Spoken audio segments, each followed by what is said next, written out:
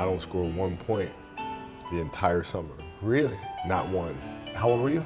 11, 10, 11. And you're playing against other 10, 11-year-olds? Or you didn't score once? Not one. Were you in the game? I was in the game. How did you not score? Because I was terrible. Really? Yeah. I remember crying about it, being upset about it. My father just gave me a hug and said, listen, whether you score 0 or score 60, I'm gonna love you no matter what. Wow. Now that is the most important thing that you can say to a child. Because from there, I was like, okay, that gives me all the confidence in the world to fail. I have the security there. But to hell with that, I'm scoring 60. Let's go. Right. And from there, I just went to work. I stayed with it. I kept practicing. When I came back the next summer, I was a little bit better. Yeah. It wasn't much, Right. but I scored. And this is 12, 13. 12, 13. And then 14 came around, back half of 13, 14 years old. And then I was just killing everyone. And it happened in 2 years. And I wasn't expecting it to happen in 2 years, but it did, because what I had to do was work on the basics and the fundamentals. While they relied on their athleticism and their natural ability. And because I stick to the fundamentals, it just caught up to them. So from 13, you're good, average still? I was good. And then about the end of my right when I was turning 14, I became the best player in the state. At 14? At 14. So from 12 to 14, you went from scoring 0 to being the best in the state of all ages. Yep. But it's simple. Like if you do the math on this, right? Like if you're thinking about how often kids are playing. Right. I tell this to my daughter, my daughter's team as well that I coach. It's a simple thing of math. If you want to be a great player, if you play every single day, 2-3 hours, every single day, over the course of a year, how much better are you getting? Most kids will play maybe, an hour and a half, 2 days a week. Right. Do the math on that. It's not going to get it done. It's not going to get it done, right? So if you're obsessively training 2-3 hours every single day over a year, over 2 years, You're accelerating. you make quantum leaps, man. Show up every single day, do the work. And this guy is the best. You're the best player in the nation for anybody in high school. It feels good. It's great confidence, but you have to keep moving on. Cause I know a lot of guys who've been #1 in the past years, and it just fell off a cliff. So I have to keep working hard, and hopefully everything will work out. I'll be #1 in the future. You also said that you want to play against Michael Jordan before he retires. He's only got probably 3 or 4 more years left, so. I know he's an old guy. He's an old guy. But nah, that'd be something that I love to do because, I watched him growing up. And Michael Jordan is somebody that I've always looked up to and I want to play against. Rumors are flying all over that you're the one player here who's thinking seriously of making the transition right from the high school ranks to the professional ranks. How serious is that part of your decision? Well, it's definitely a possibility. I think I'd be foolish not to look into that. So obviously I'm going to take a look into it and see what my options are. So it's a possibility. Kobi Bryan, I have decided to skip college and take my talent to the NBA. Yeah. I take a cold hard look at the world now. Hold my hand out, got a plan now. I'ma help be the change cause I can now. Here I stand now, take my hand now. No pain, no gain, no shame. Work hard, play hard, okay. I think I get it now, don't wanna let them down. I'ma take the ground and speak my mind out loud. Here I go, proud of my notes. Teach them what I wrote, teach them all the hope. Keep them on the road to the dream. All I need is a team, build your own self-esteem. You can do anything, prove everything. Say what you mean and believe in your dream. Find that thing that you love, that you really wanna be. And don't give up till you've given absolutely everything. Yeah. Give me a chance now to prove that you're something. In your own head, all these thoughts you're confronting. We've all been there when you feel like you're nothing. Shut that shit down, crush those thoughts and just trust me. Confidence comes from preparation. When I prepare, I know what I'm capable of doing, I know what I'm comfortable doing, and I know what I'm not comfortable doing.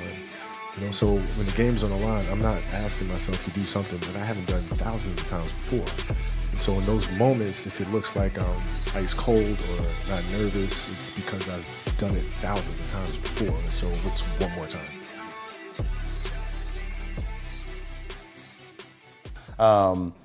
But I remember we were playing against the Lakers, Tom, and we were out here in LA. And, look, I always try to outwork people, right? That's just how I made my mark. So the game was at 7. I was like, you know what? I'm going to come to the Staples Center because we're playing. This is when the Lakers had Kobe and Shaq. Right. Okay, this is like the championship Lakers. was like, I'm gonna get there at 3 o'clock, and I wanna make sure I make 400 made shots before I go back into the room, and then I sit in the sauna and I get ready for the game. So, get in the car, get to the gym, get there, and as I'm walking onto the court, who do I see? I see Kobe Bryant, already working out. And I'm like, okay, it's kind of cool. It's Kobe. What's up, Kobe? And so I put my sneakers on, and do you ever get lost in what you do, where you end up like, wait, it's been an hour and a half. Like I'm here, I'm in it. So once I set my foot across that line, I started working out, and so I worked out for a good hour and a half. And when I came off after I was done, I sat down, and of course I still hear the ball bouncing. I look down, I'm like, this guy's still working out. He was working out for it looks like he was in a dead sweat when I got here. Right. And he's still going. And it's not like his moves are nonchalant or lazy. He's doing like game moves, right. I sit there and I unlace my shoes. I'm like, I want to see how long this goes. So I sit out there and watch another 25 minutes. And he got done. I was like, okay, I think I've seen enough. Go play, come back, get in the sauna, get ready for the game. That game, he drops 40 on us, Whoa. Okay? And after the game is over, I'm like, I have to ask this guy. Like, I have to understand, like, why he works like that. Right. So after the game is over, I'm like, hey, Kobe, like, why were you in the gym for so long? He's like, because I saw you come in, and I wanted you to know that it doesn't matter how hard you work, that I'm willing to work harder than you. Wow. And he's like, there's nothing wrong with that. Like, I'm not saying I dislike you as a person. You inspired me to be better. Right. And it was the first time I started to see this level of competitiveness where I said, I need to start doing more. Right. Wow. My philosophy was a very simple one. And this is where I think film plays a big part of my life. Rudy was one of my favorite films growing up. Right? And if you guys haven't seen Rudy, I suggest you watch Rudy. After watching that film, I come to understand if I could work that hard every day, with being blessed with the physical tools that I have, what would my career be? And I made a promise to myself from that day that I was going to work that hard every single day, so that when I do retire, I have no regrets. And that was the most important thing for me, is to leave no stone unturned, get better every single day. And if I lived that way, then over time, I'd have something that was beautiful. But that was my philosophy. It seems like a pretty simple one, but if you live your life to just get better every single day, if you do that for 20 years, what do you have? And if you got to get up every single morning and remind yourself how hard you need to work, you probably need to choose a different profession, because that shouldn't be there. I wake up in the morning excited to get to it. If I'm not training, I'm missing it. If I'm not watching a game of basketball, I miss it. There's no place I'd rather be. And if you have that feeling, then you're truly doing what God has put you on this earth to do. Like you said, I'm going to get up at 4. Everybody's get up at 6. If everybody's going to get up at 4, I'm going to get up at 2. Right. Right. How do you develop that, or where do you learn that from? Well, I think it's just it's just a matter of what's important to you, and what's important to you for whatever reason.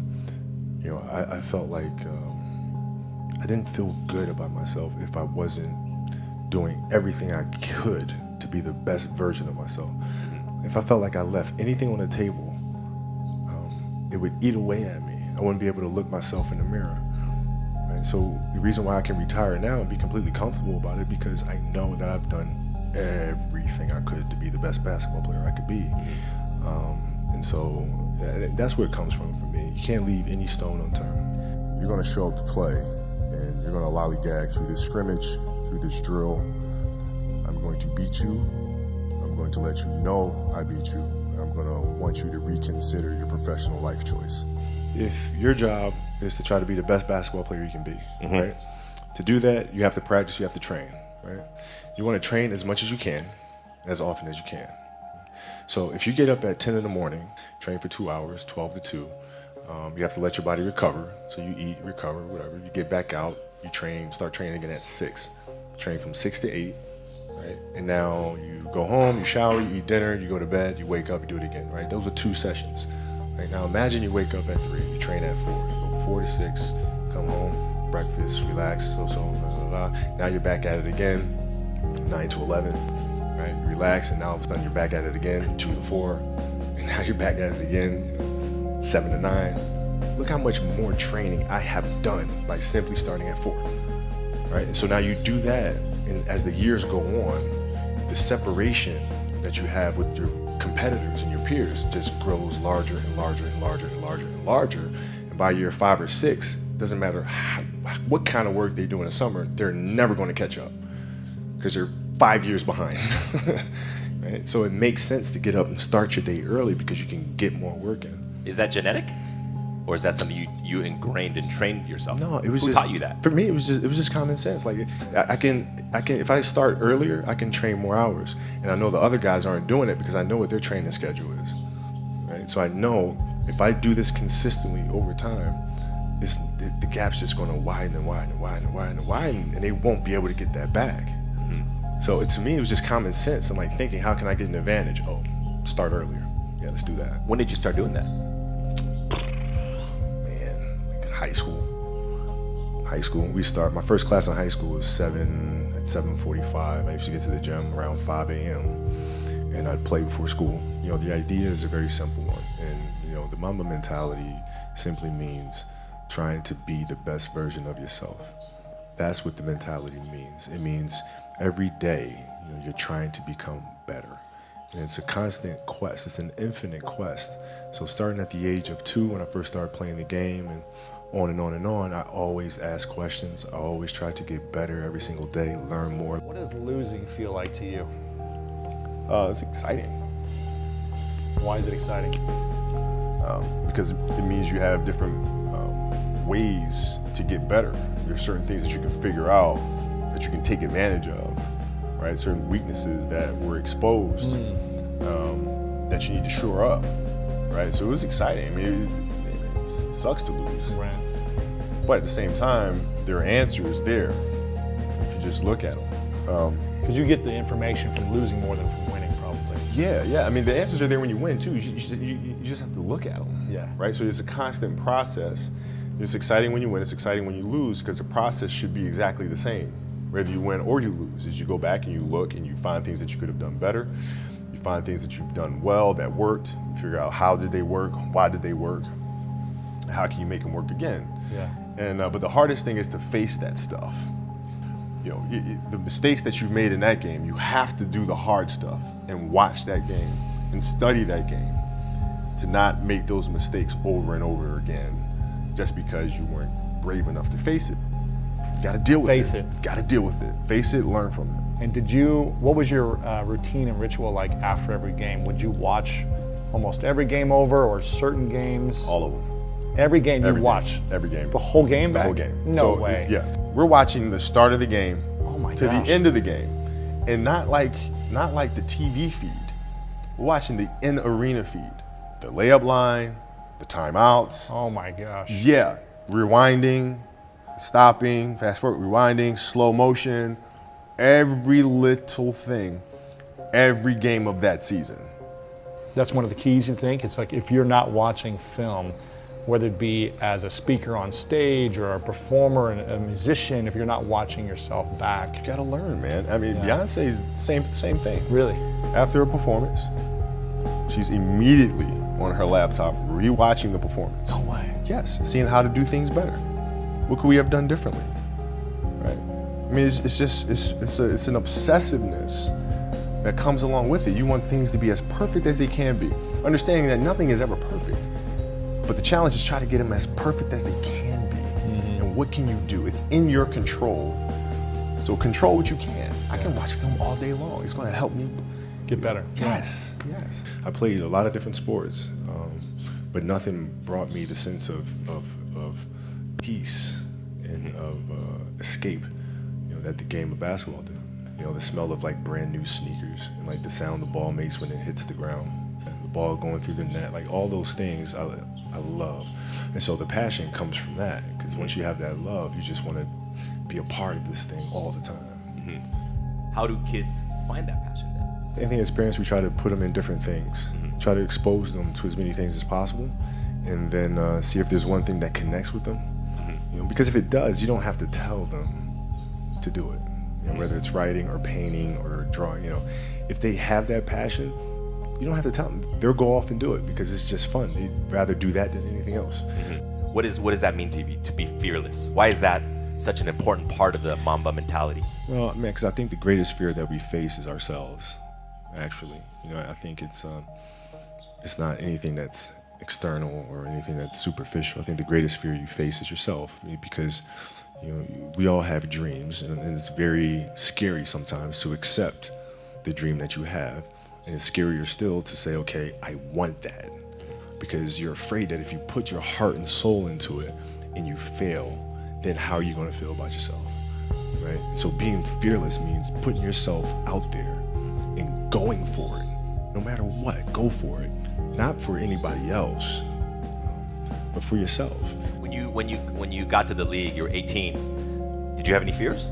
Yeah, I mean, you know, I had fears that everybody was going to be right. I made a poor choice, poor decision. Jump from high school to the NBA. And I wasn't going to amount to anything. So that was always in the back of my mind, for sure. The way we approach the game, the same way we approach life. You do the right thing. You make the right play. Make the right play. And in life, it's the same thing. What do you feel in your heart is the right thing to do? And you do that. You know, it seems so simple, but sometimes the simplest things are the hardest things to do. Dance beautifully in the box that you are comfortable dancing in. So like, everybody's box is different. My box was to be extremely ambitious within the sport of basketball. Your box is different than mine, right? Every kid here has their own box, but it doesn't mean that your box isn't as beautiful as mine, right? Everybody has their own. It's your job to try to perfect it and make it as beautiful of a canvas as you can make it. And if you have done that, then you have lived a successful life. You have lived with Mamba mentality. Right? So it doesn't mean you have to go out here and do all of these crazy things. I'll have to be like this person or that person. No, what are you comfortable being? What is it that you want to do with your life? And once you have that, then you try to live it to the best of your ability. Every kid, every person has the ability to put one foot in front of the other. One step at a time. Right? So like, if you're saying, okay, I'm going to climb Mount Everest, you're at the bottom of the mountain and you look up and you're going, I'm not going to climb Mount Everest, right? But if you break it down into sections and you just one foot in front of the other, one step at a time, next thing you know, you're at the top of the mountain. I just looked at it as, I want to be one of the best basketball players who've ever played. That's the end goal. Okay, how do I get there? How do I get there? And every decision I made in my life was centered around the process of helping me eventually get there. You know what I'm saying? So I had that purpose, and once I had that purpose, every decision that I made was centered around that purpose. You look back upon it now, where do you see yourself? Did you do everything you wanted to do? Did you become the best basketball player? What my goal is changed drastically as I got older. So like, as a kid, I said I want to be the best ever. Right? And now you go through your life and everything you do is try to be the best ever, be the best ever, be the best ever. And as you get older, you start understanding that those things are very superficial things. Right? And everybody has a different opinion about it. No matter what you do, I can win 20 championships. There's always an opinion on who's the best. Everybody has different opinions. And so I started really kind of understanding, maybe that's not the important thing. Maybe the important thing is to, you know, how do we as a team grow? How do I help my teammates be better? So that was the first change for me. And then as I got older still, it became more about how are you inspiring others, right, to find themselves. That is the ultimate championship. So won 5 championships, that's great. Another team won a championship this year. Team's gonna win a championship next year. Those things come and they go. But what stays is, how do you use your passion to inspire somebody else to create their passion? And then how can they pass that on to the next person? That is true success.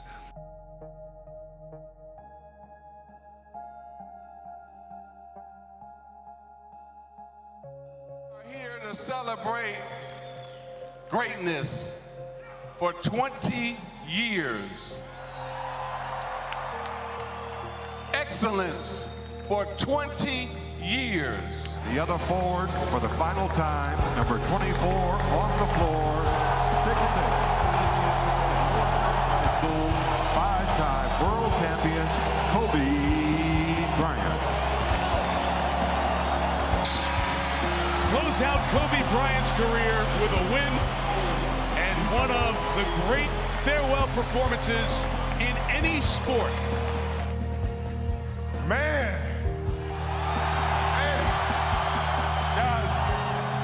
You know, it's, I can't believe how fast 20 years went by. I mean, this is crazy. No words can describe how I feel about you guys.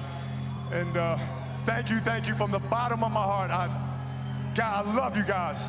And I love you guys. And Mamba out.